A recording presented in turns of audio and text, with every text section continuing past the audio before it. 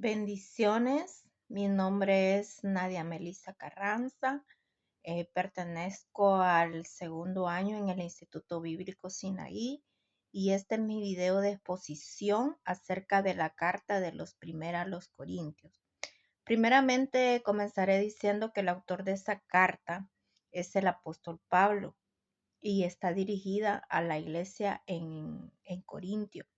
Esta carta aborda diferentes temas, pero más específicamente habla acerca de las divisiones que estaban existiendo en la iglesia de Corintio. Entonces, Pablo manda esta carta para aclarar diferentes temas, pero poniendo un poquito en contexto lo que era la ciudad de Corintio, según lo que investigué, era una ciudad que era famosa por sus pecados, por su inmoralidad, era altamente inmoral. También adoraban muchos dioses paganos claramente, y también creían mucho en la sabiduría humana, se basaban mucho en la filosofía, en los eruditos, en los sabios de aquel tiempo, ¿verdad? Entonces creo que una de esas cosas es lo que contribuyó a, a que ellos tuvieran diferentes opiniones o divisiones entre ellos, entre lo que estaba bien y lo que estaba mal. Entonces, es bien difícil resumir en un solo texto todo el contenido que tiene la carta a los primeros de los Corintios, porque el apóstol habla y aborda diferentes temas, diferentes preguntas que hay. Entonces, pero para mí, en mi opinión, el versículo central se encuentra en Primera los Corintios, capítulo 1 y versículo 10, que lo voy a leer a continuación. Dice: Os ruego pues, hermanos, por el nombre de nuestro Señor Jesucristo, que habléis todos una misma cosa y que no haya entre vosotros divisiones, sino que estéis perfectamente unidos en una misma mente y en un mismo parecer.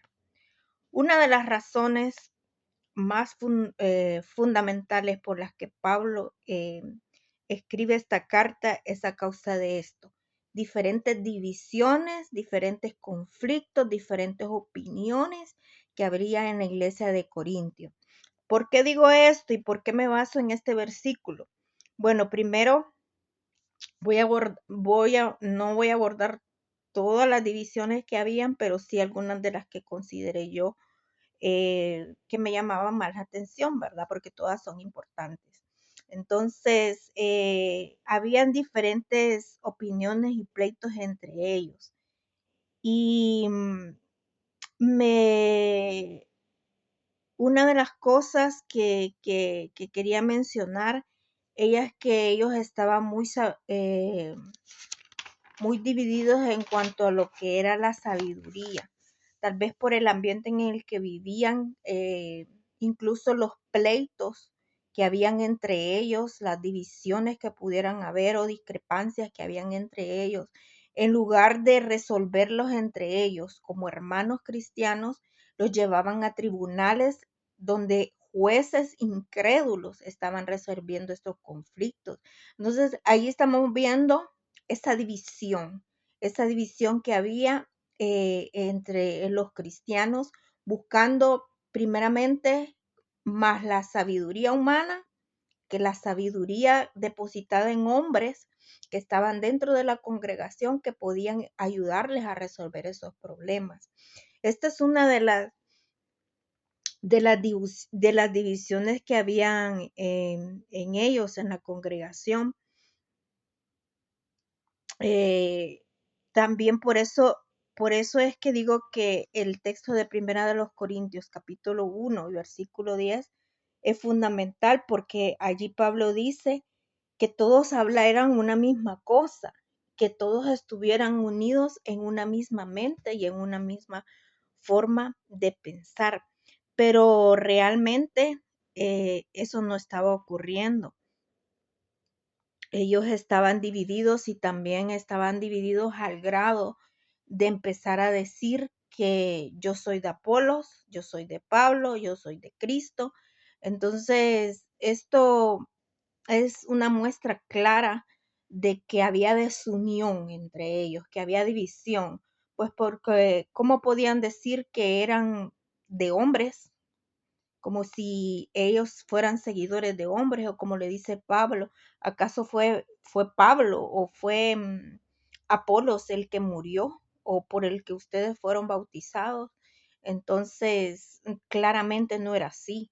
Ellos estaban dándole más importancia a ser seguidores de hombres cuando todos eran seguidores de Cristo. Y Pablo les aclara esto porque les dice, en una parte de la carta y les dice, ¿acaso nosotros también no somos servidores juntamente con ustedes? Entonces, ¿por qué? Porque también ellos tienen el mismo propósito, predicar el Evangelio acerca de Jesucristo, acerca de Jesucristo. Entonces, Pablo le menciona un ejemplo, una analogía, y les dice, ¿acaso el que siembra? Ellos simplemente eran como sembradores. Le dice, o sea, simplemente sembradores, yo me imagino que como jardineros. Entonces yo siembro, el otro riega, el otro cosecha, el otro cuida la planta, no sé, cuida su fruto, lo lleva, etcétera, etcétera. Entonces lo que Pablo quiere decir es que ellos simplemente eran tan hombres al servicio de Cristo, así que ninguno tenía que estar diciendo que era del uno o que era del otro. Otra parte, otra división que existía en la iglesia era en cuanto al hablar en lenguas, en cuanto al don de lenguas. Pablo menciona en esta carta, ¿verdad?, los dones espirituales, entre ellos el don de lenguas, pero muchos nuevamente estaban divididos. ¿Se debía de hablar en lenguas? ¿Se debía de hablar en lenguas en la iglesia o no se debía de hablar en lenguas? ¿Se debía de hablar en lengua fuera de la iglesia o no se debía de hablar en lengua? Parece que estaban más interesados en el don de lenguas que en los otros dones. Pablo les habla que el Espíritu Santo nos ha regalado por gracia diferentes clases de dones, ¿verdad? Entonces que no deberíamos de estar atentos específicamente solo al don de lenguas, sino que existían otros dones, como el don de profecía, que era para edificación de la iglesia, que en lugar de estar discrepando entre si la lengua, si había que hablarse en lenguas o no había que hablar en lenguas, lo más importante era edificar la iglesia de Cristo. Otra de las cosas es que Pablo lo dice y utiliza un ejemplo que creo que es sencillo y fácil de entender de lo que hablábamos acerca del texto de Primera de Corintios 1:10, la unión que debía existir en una misma mente, como dijo Pablo, y en una misma forma de pensar. ¿Qué pasaba? Los corintios estaban divididos, ¿verdad? Ellos no estaban pensando en lo mismo. Entonces Pablo les dice que ellos forman parte de un solo cuerpo y les pone como ejemplo, ¿acaso la mano, el pie o el oído o los ojos, la cabeza, etcétera, son diferentes cosas, pero conforman un mismo cuerpo y son necesarias? Así, de esa manera ellos tuvieran los dones que tuvieran o los ministerios que tuvieran o los servicios en los que ellos estuvieran sirviendo, ellos formaban parte del cuerpo de Cristo. Ellos eran como una mano, como un ojo, como un pie, todos indispensables para el correcto funcionamiento del cuerpo de Jesucristo. O sea que nadie estaba por encima de otro, nadie tenía que creerse más que otro. Por eso entonces todos eran importantes en función de lo que estaban haciendo. todos los dones que el Espíritu Santo les había provisto, todos ellos, aunque fueran diferentes, todos ellos eran dones para la edificación del cuerpo de Cristo, de la iglesia. Volvemos a hablar de división, volvemos a hablar que ellos estaban divididos en cuanto a la doctrina de la resurrección, ¿verdad? Otra vez, muchos decían, ¿hay resurrección o no hay resurrección? ¿Habrá resurrección o no habrá resurrección? Esto me llama mucho la atención por la manera en que el apóstol Pablo aborda este tema. Y entonces me gusta la manera en que se lo dice, porque se lo dice de una manera directa, pero al mismo tiempo de una manera hasta un poco irónica, diría yo, para hacerlos reflexionar, porque Pablo hablaba con mucha analogía, con muchos ejemplos, creo que para ayudarlos a entender a ellos más claramente, ¿verdad? Acerca de las dudas que ellos tenían. Y en cuanto a la resurrección, Pablo les dice que no creer en la resurrección era como no creer en Jesucristo mismo. Tan fuerte como eso. O sea, si no creían en la resurrección, era como no creer que Jesucristo había existido y que había muerto por nosotros. Por eso Pablo me llama la atención, por eso digo que irónicamente él dice, entonces si Jesucristo no resucitó, es como que si nosotros no tuviéramos esperanza alguna. Entonces comamos y bebamos porque mañana hemos de morir. Así de sencillo, porque no tendríamos esperanza alguna si Cristo no hubiera resucitado al tercer día. Y Pablo le da muchos ejemplos y le recuerda que Jesucristo mismo se manifestó, se presentó después de su resurrección. Muchas personas fueron testigos de haberlo visto después de su resurrección, entre ellos los 12 apóstoles, pero también otras personas. Él mismo también fue testigo de haber visto a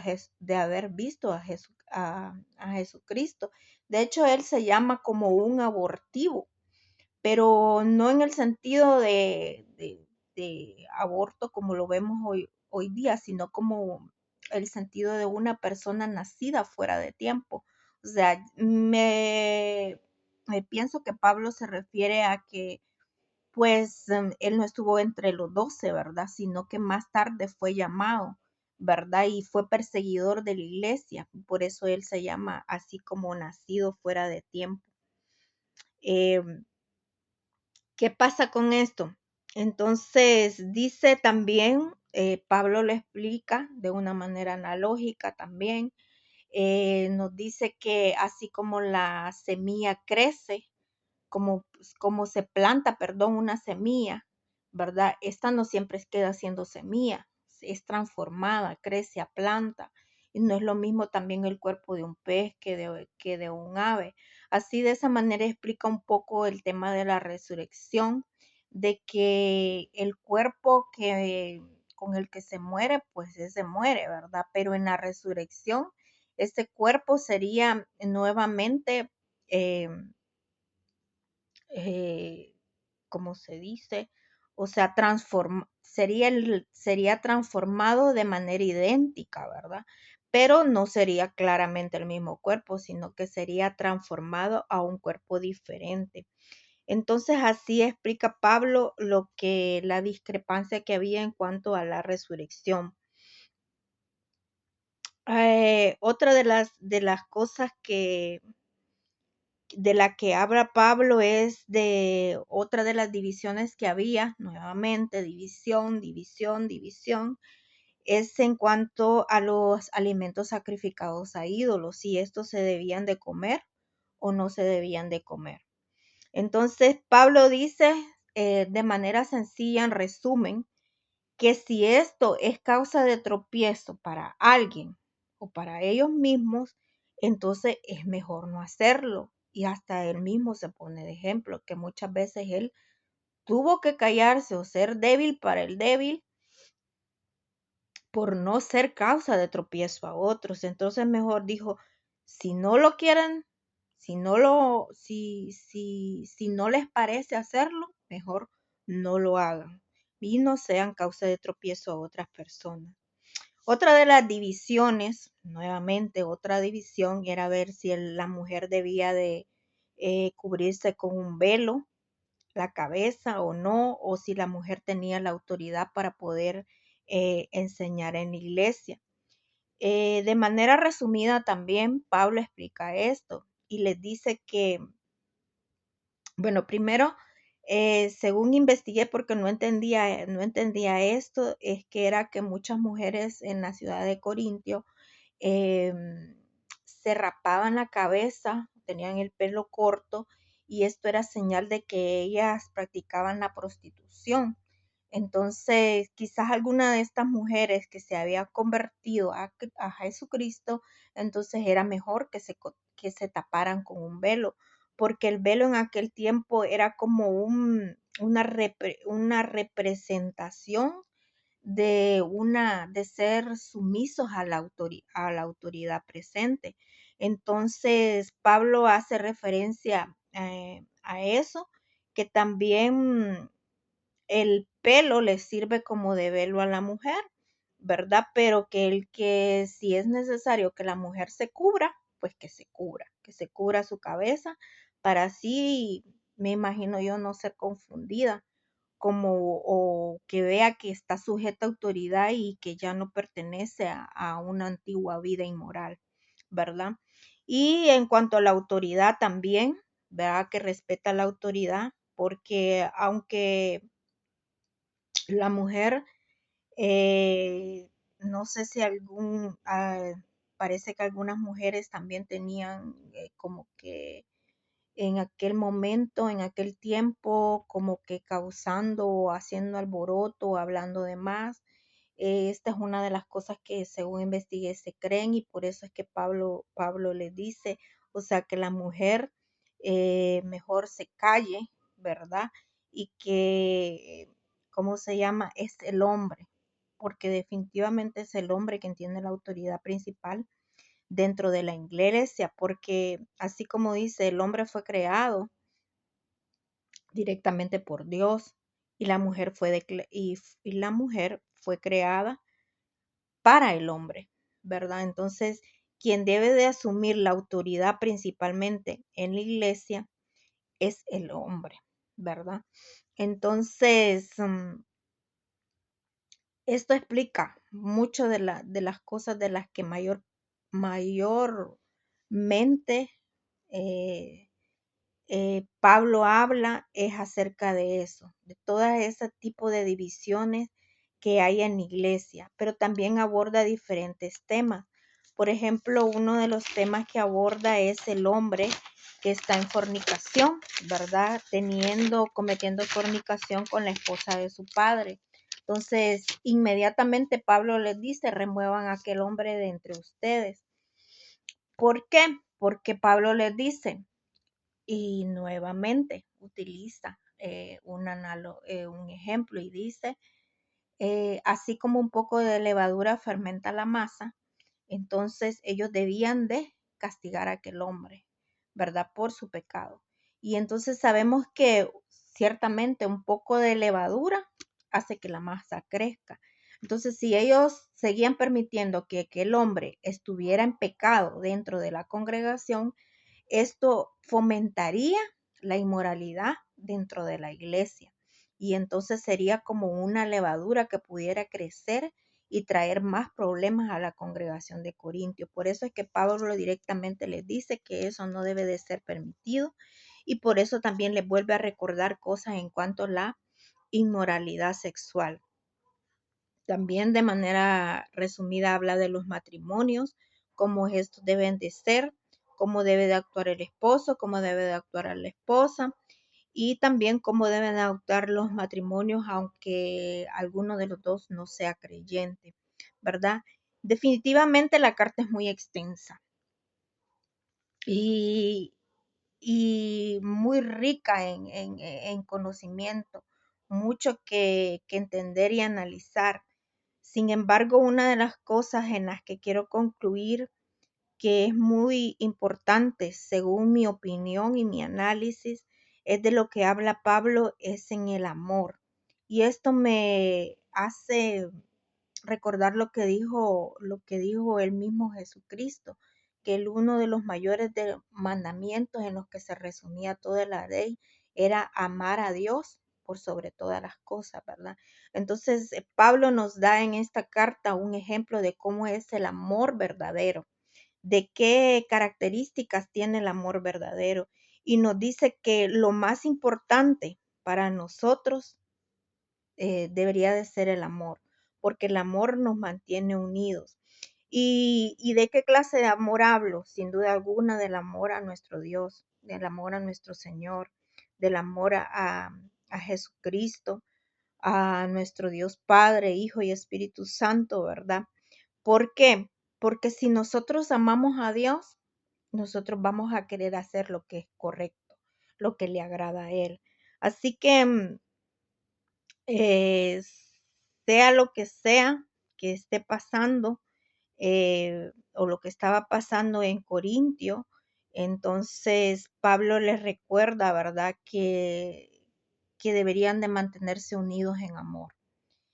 Esto creo que lo expresa en Primera de Corintios, capítulo 13 y el versículo 13. Voy a leer. Dice, y ahora permaneced la fe, la esperanza y el amor, estos tres, pero el mayor de ellos es el amor. Entonces, sin duda alguna, la carta de los primeros a los Corintios contiene mucha información útil, mucha información que nos sirve a nosotros como cristianos para autoexaminarnos qué estamos haciendo dentro de la iglesia, porque nosotros somos la iglesia, nosotros somos el cuerpo de Cristo. Entonces, de que hagamos un autoexamen de lo que estamos haciendo, que no haya divisiones entre nosotros, que más bien permanezcan el amor a nuestro Dios. Y entonces, así termina mi exposición en cuanto al libro de Primera a los Corintios, ¿verdad? Y espero pues haber sido clara. Pues este es mi pequeño análisis, ¿sí? Muchas gracias y bendiciones.